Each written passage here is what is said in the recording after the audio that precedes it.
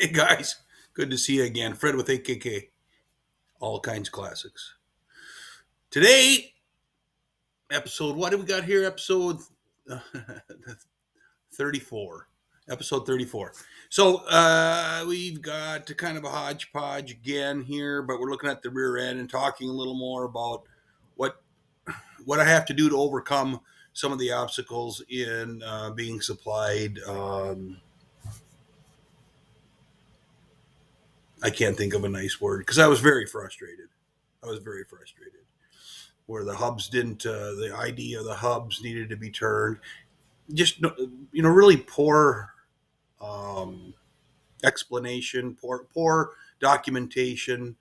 Yeah, I know I'm putting on what is it? They're a Cadillac metric caliper on a I don't remember what the discs were, but all these things that these guys over the years put together in terms of kits, like the Mustang 2 front end, using GM or S10 calipers, similar to the back. But then now the disc hub, the disc brake hat doesn't fit on the axle hub. So I talk a little bit about what's going on there. I talk a little bit about what's going on with the fuel and brake lines going to the rear and how I kind of designed and incorporated those into the chassis. So um, we're looking at a number of different things, and again, all of these are sequential. So that's kind of how I'm moving. I'm going from this to that as I wait for parts to come because of the incorrect axles, because of the flaws of the design, where I've compensated, allowed myself to compensate, and where I just can't. So have fun, take a look at this video, throw me in a few words if you got some, and like, subscribe, and certainly share it. All right, guys, enjoy. Okay, doing a couple things. I got the brake line run. It's poked out. This is just for mock up this hose here. This is a caliper hose. But shock mount is right there. The brake line is run out of the frame. I wrap the brake line in hose all the way through the frame so I don't get any vibration because there's no way of mounting it.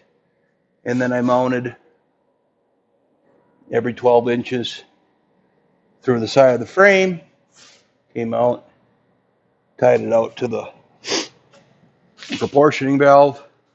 You can see on this side the 4 bolts holding it on. So that's run on the diff. Then get down so you can see it welded a stud. Come on, right there and right there. Welded a flange right there, right there.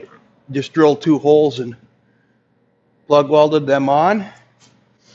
Then the flexible line will come out of the caliper. He'll chase back. You have plenty room to chase back, mount to that flange, come up, and come out of here.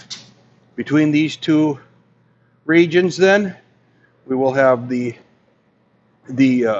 solid metal line and a T. T will likely be in this area here, and whether I have that T come up to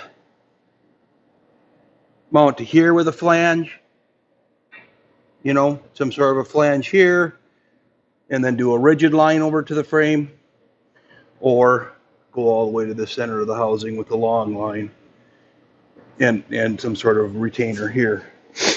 So that's what we got so far. Fuel lines come next. They come out right here.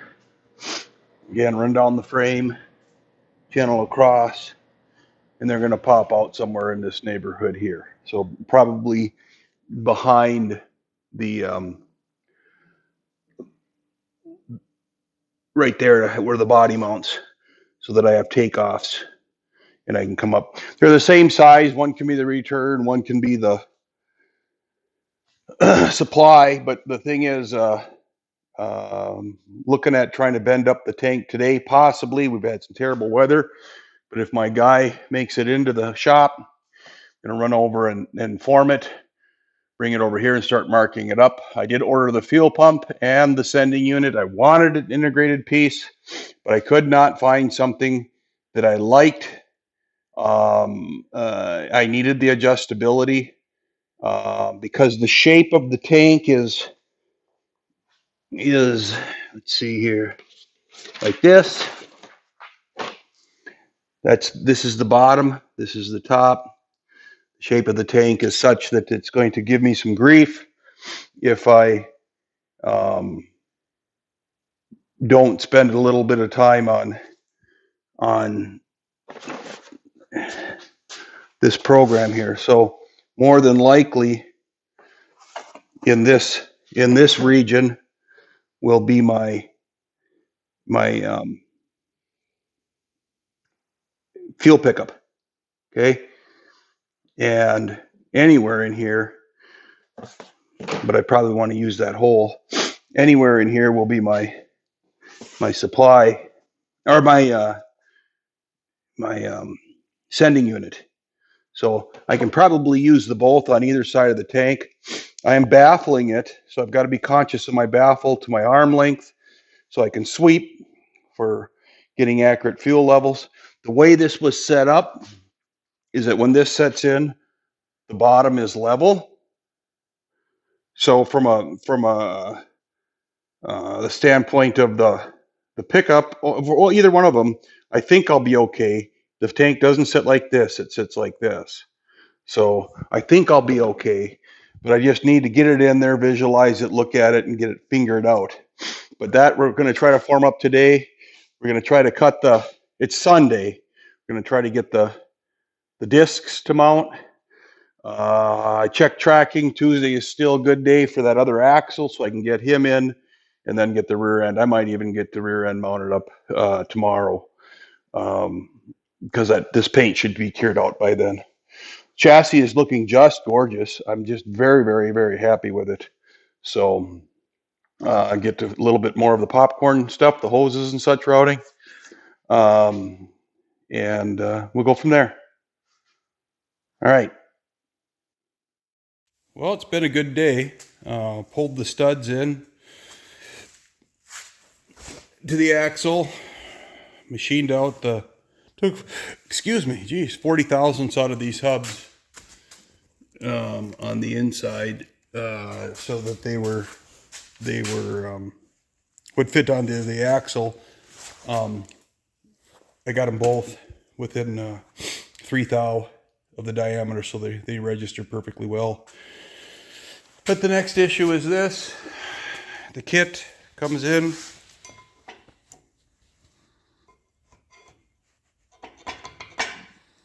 Shoes don't fit in there. So I got to make some more spacers. Thinking I got this stacks up with two 3/8, it looks like. 2 3/8, and then it's got two, I don't know, they're probably 12 gauge, maybe even 16 gauge shims. So I'm going to have to make I'll make 4 shims that are, 3/8 or 1/4 inch, maybe 1/4 inch. So I can come out 2/16 would be an 1/8. So if I go 1/4, and then I can use those for the thin ones for alignment. But that's how that worked out. And then my buddies over at the other other fabrication shop called and said, yeah, we can bend this up. So sat over there and got this bent out. It's not closed. This needs to close. I need to do some hand finessing now. But that is the fuel tank. The fuel tank, its final shape is that, thereabouts. But that's all the farther I wanted to go. I wanted to roll it. And we got into a tight bend, so I got a little hammer-on dolly, just a little bit. You can see the shadow line on it. But this step was so small. Now, why didn't I just do an oval? Well, you start to think about doing an oval, other than this interior bend, I'm trying to get as much capacity in this tank as I can get. That's why. And so what I did was, when I modified the frame to channel the body down as low as it'll go, and that 3/4 inch step or somewhere around there, this is lower. So I came in, stepped down, came as far out instead of a radius, came as far out, stepped down, and then I even come out to here. So that's that last step where I'm coming out underneath. So at this point then, I've got my flat surface for my pickup and pump, and my Christmas, my sending unit. So those will probably be in this vicinity here, so that I can grab them and I can feed my wires, because I've got that space on into the chassis. Okay, so that's the status today. It's been a very good day. Got a lot of miscellaneous things done to build up the workload for the week. So very happy. Hi all. So again, I didn't check the tracking number, but this side should be in tomorrow. Project for tomorrow is to get that and that looking the same. Well, like kind of a mirror image anyway. And so now a little explanation on this. Okay, so this ends here. We got 3/8 24 inverted flare on each side. And I just ordered a Jeep, Chrysler version of a flex line. It comes with an integrated T on this end, and I will have to weld a stud on. I'll place that T anywhere on here. Anywhere on here that it needs to be placed, and it'll leave me with the need to form then. Gosh, I'll just stick this in there. Do my double flare. This will chase up the top, splice it, double flare, splice it. You can see it'll be relatively simple for servicing and anything of that nature, by removing one or both sides and pulling the T. So that piece will work good. The disc brake setup, I had to make another shim. It's interesting because this rear differential I ordered for a specified width, okay? And it was all shipped, as you see here. You understand the challenges, but ignore some of that. The flange to flange width was as ordered, 50, I don't recall what it was, because the total width is 54. But I decided I'd check everything on here. I'm just going to grab onto some place that I can. So the flange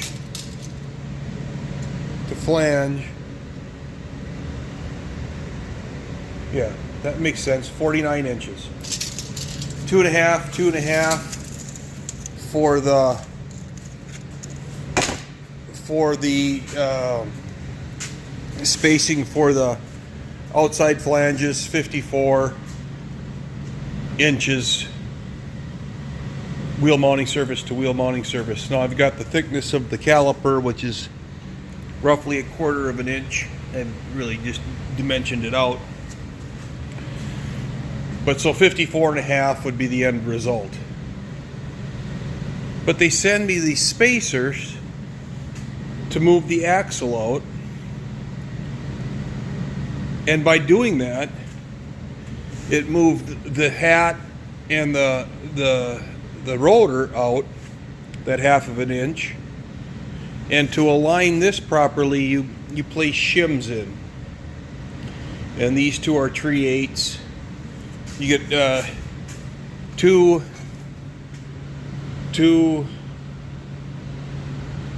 3/8, it could be 5/16, and then a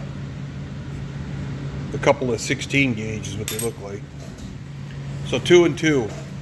Then you proceed in spacing it out, and you got the 16 gaugers to calibrate it and get it, properly dimmed. I just used a caliper measured off here. I didn't need to get to 1/1000th of an inch, but I certainly got to within 10/1000ths of an inch from this end to this end. Okay, keeps things lined up with the rotor. But I had to make, on the interior side, I had to cut up and make 1/4 inch pieces to stack, because I didn't have enough compensation for the 7/16 shim that I put on before I put the bearing on to space it out. Hindsight's 20/20, but that's how you establish your width. Now I could have incorporated that 1/2 of an inch into back spacing, on the wheel, and it doesn't necessarily bother me, but it sure would have prevented me from having to make extra hardware and stuff like that. When I talked with the manufacturer, those spacers came. My question was whether those came with the disc brake kit. The response was you can use them. If you want to put those on, you can put those on. Well, I didn't heed that. I tend to say, hey, if that manufacturer for that kit designed that spacer to go with that kit, then I'm going to do it. Well, it turns out I wouldn't have needed to do it. I comprehended the need to spacing and all that kind of thing, but I'm certainly not going to take the axle apart for 1/2 of an inch on each side, because it actually is on center now. But the whole point is I could have taken that up and offset, or back spacing, whichever you call it, whatever you're comfortable with. In any event, this whole assembly has been nothing complicated, with the exception of shipping the wrong axles, not having hubs that fit on the flange of the axle, and basically, well, certainly no paperwork, no installation instructions. I got them from the manufacturer, or from the wholesaler, or whatever you want to call them, the guys that shipped it to me. I got them upon my request, but I had to ask for everything, and that's the difference between the winners and those that are trying to win. Is the difference is in how impressed the customer is, because when you're impressed, you go back. I can tell you that, and I think I've mentioned it in other videos, I don't buy kits. This is the first time I've ever purchased a kit, entire suspension kit. On the Dodge here, now that I got a front axle, and yes, I guess I call it a kit. I got the exact same from Speedway front rotor setup.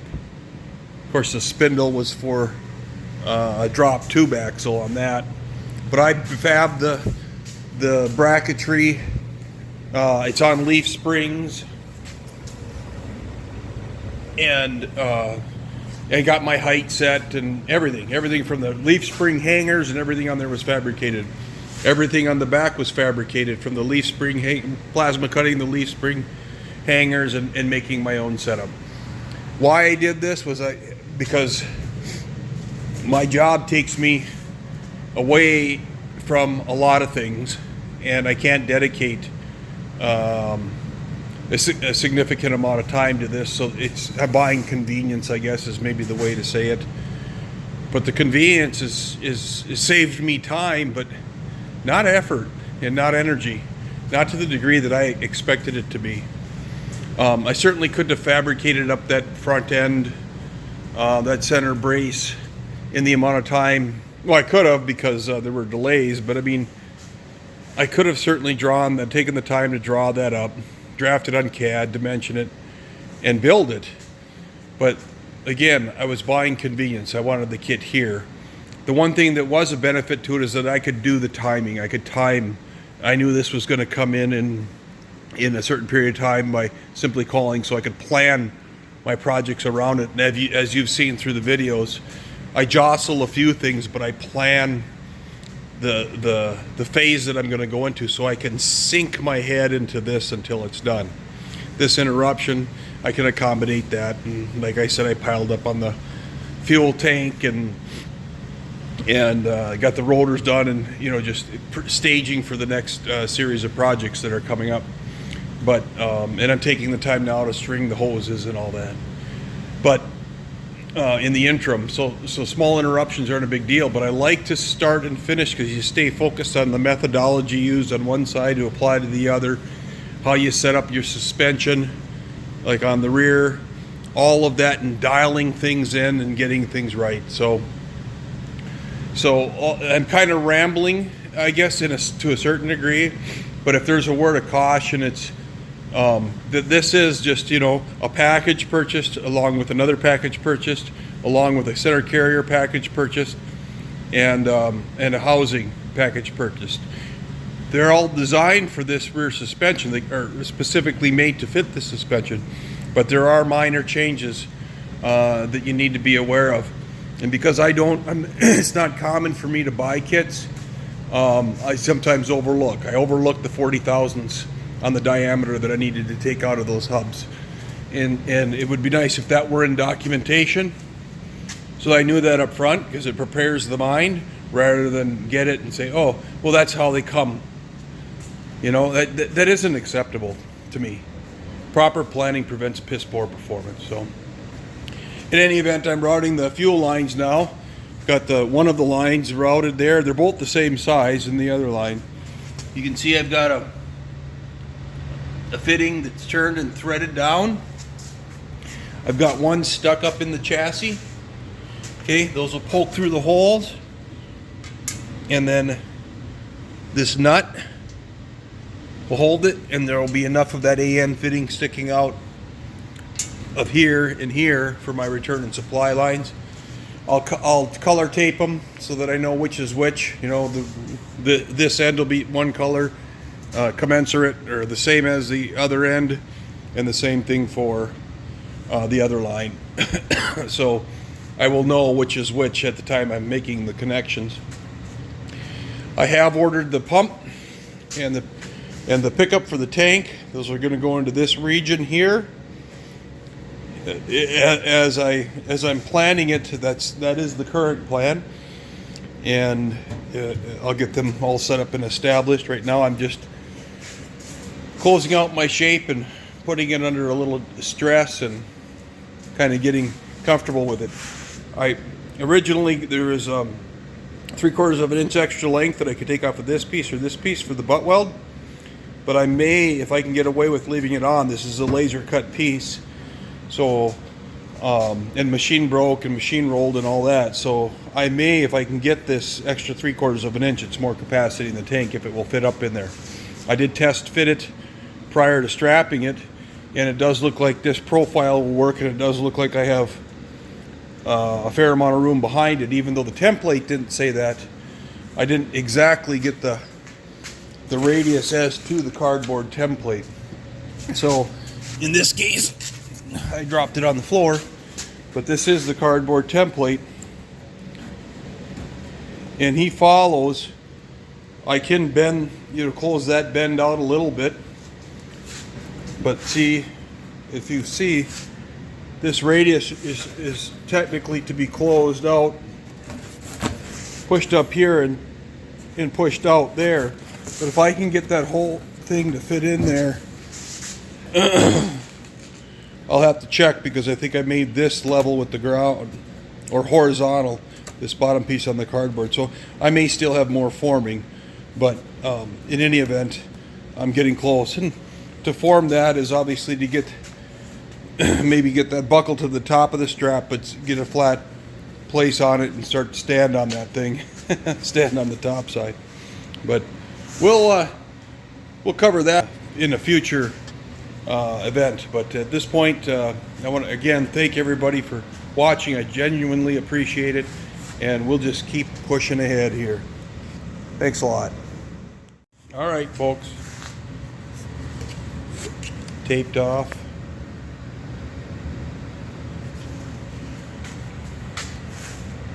white and red run through the frame. If you recall, the front of the body's there, so that should come in, let me see here, right about in that location right there. So I can come up around the bell housing. Hose is routed in the chassis with hangers.